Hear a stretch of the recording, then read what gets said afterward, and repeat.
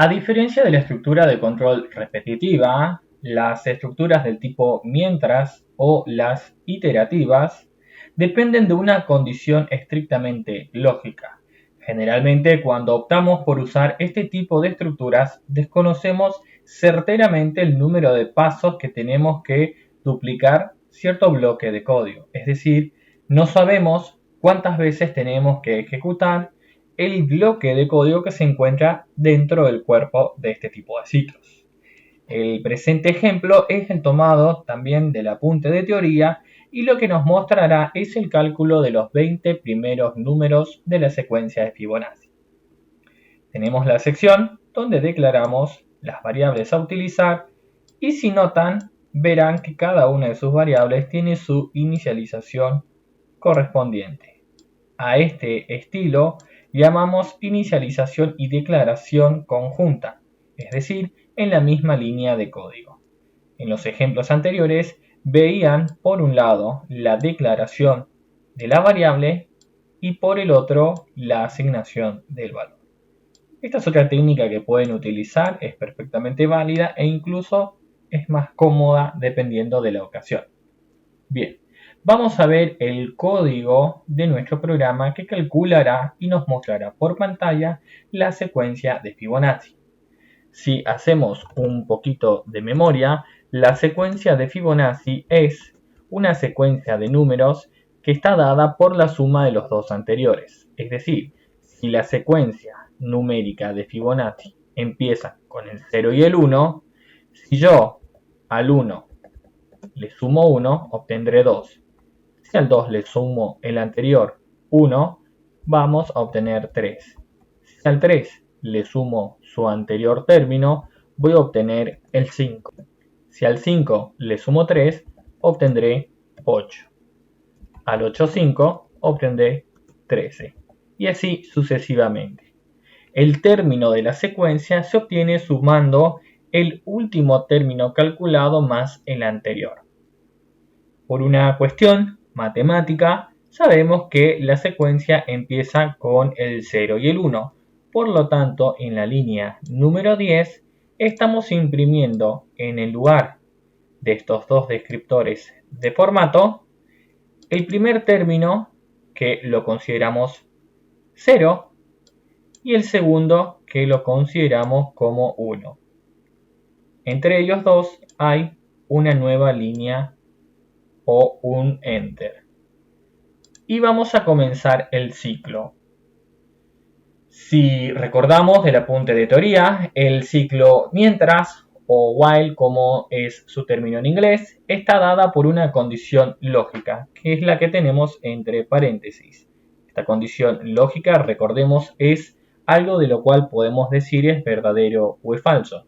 En este caso es una expresión matemática que dice lo siguiente: si una variable llamada contador, y si miramos contador comienza en 1 y es del tipo entero, si este contador es menor o igual a la resta de 20 menos 2, entrará a realizar los cálculos pertinentes.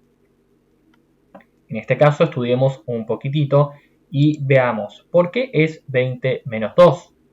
Bien, si leemos el título que se imprime al principio del programa, dice: se calculan los primeros 20 números de la secuencia de Fibonacci. Sin embargo, los primeros dos términos ya son impresos en la línea número 10.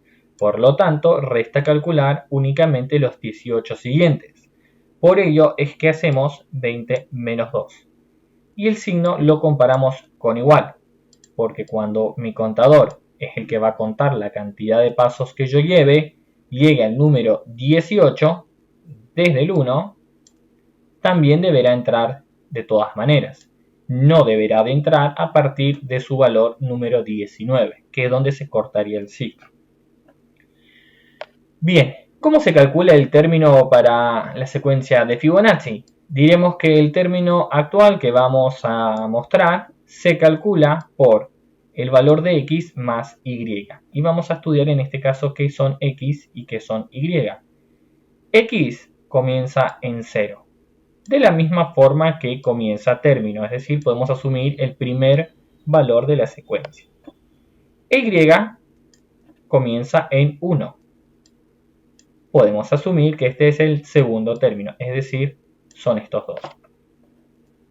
Entonces término, el tercero de la secuencia para esta primera instancia del ciclo, va a ser igual a la suma de x, que vale 0, más y, que vale 1. Su resultado va a ser 1. Entonces, en la línea número 13, vamos a imprimir el valor de término, en este caso 1. Por lo tanto, en el lugar del descriptor de formato, se va a reemplazar el 1 con el valor que tiene la variable término. Lo que haremos ahora es adelantar el valor actual de cada una de las variables por el siguiente. Es decir, si el primer término tenía el valor del primer signo de la secuencia, ahora va a tomar el valor del segundo. Y el segundo tomará el tercero, que es el recién calculado.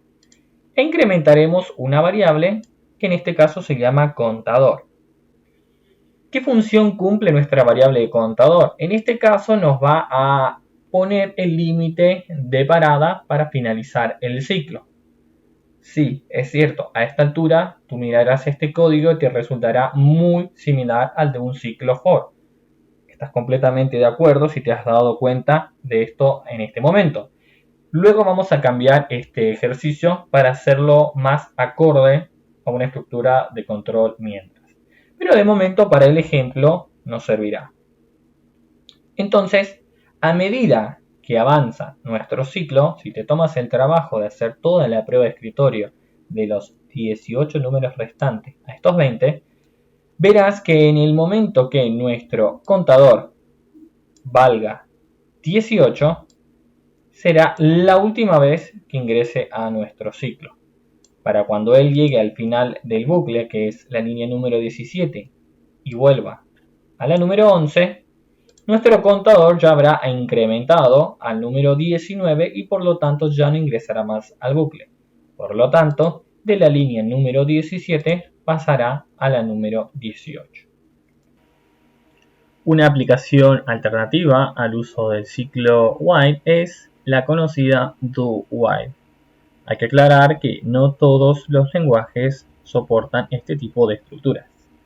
Lo que vamos a ver es una diferencia de aplicación del ejemplo visto anteriormente, donde para poder ejecutarse sí o sí, el grupo de instrucciones o el bloque de códigos contenidas dentro del ciclo mientras se ejecutarían únicamente si la condición se evaluaba como verdadera.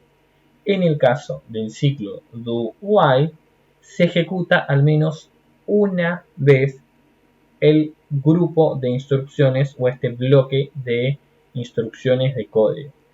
¿Por qué? En este ciclo se evalúa la condición al final del cuerpo, no al principio como en el ciclo while habitual. Analicemos un poquitito el siguiente ejemplo y si leemos las primeras dos líneas que aparecerán en pantalla cuando se ejecute nuestro programa, dice que se suma los números ingresados por el usuario hasta ingresar el valor 0. ¿Qué quiere decir? Que me irá mostrando por pantalla la suma de valores que ingresa el usuario. Es decir, si mi usuario ingresa el 2, en la primera vuelta, en el primer ciclo que haga este mientras, la suma será de 2. ¿Por qué? Porque no hay un valor anterior para sumar. Pero si el usuario ingresa un 3, su suma con el anterior dará 5. Si en una próxima vuelta el usuario ingresa el valor 5, el resultado de sumar la suma anterior, que fue 5, al 5 que acaba de ingresar, su resultado será 10. Y así sucesivamente por cada valor que el usuario vaya ingresando. Vamos a ver primero un ejemplo de ejecución. Compilo el código y lo ejecuto. Y me dice que introduzca un número, 25. Entonces sumo a 0 porque no había nada anteriormente, 25. Si yo ahora le añado un 5, me debería de tirar como resultado 30. Y es así. Si yo a este 30 le sumo 9, la suma será de 39, más 1, 40 y así sucesivamente. En el momento que el usuario ingrese el valor 0, terminará de sumar y mostrará la última vez que sumó. Es decir, el programa termina mostrando el mensaje con la suma total de los números ingresados. Vamos a cerrar la ventana de ejecución y vamos a leer la porción de código donde se encuentra el meollo de nuestro programa. En este caso es esto que tengo seleccionado acá.